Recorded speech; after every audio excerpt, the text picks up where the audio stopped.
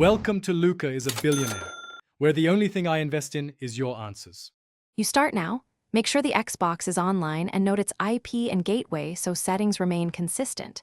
You choose DNS addresses because they resolve domain names faster and more reliably than some ISPs. Once done, navigate to Settings, then General, then Network Settings. You do not need to restart yet.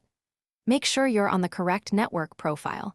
This prevents mismatched addresses when you switch to manual DNS. This step sets you up to change the DNS without breaking connectivity. You now change DNS to manual so the Xbox uses the servers you picked. Go to Advanced Settings, select DNS Settings, and choose Manual. Enter the primary DNS address first, then the secondary. Type digits and dots precisely to avoid mistakes. You do this because manual DNS bypasses ISP defaults and can reduce lookup time and errors. Once saved, watch for any IP conflict messages.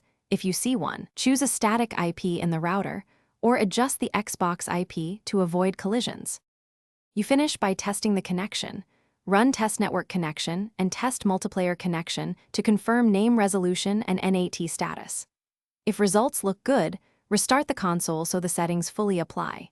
If tests fail, reboot the router and clear the alternate MAC address on Xbox, then restart again. Make sure to try a different DNS pair if problems persist, or assign a static IP on the Xbox to prevent DHCP conflicts. Troubleshooting tip: if sites still fail, flush.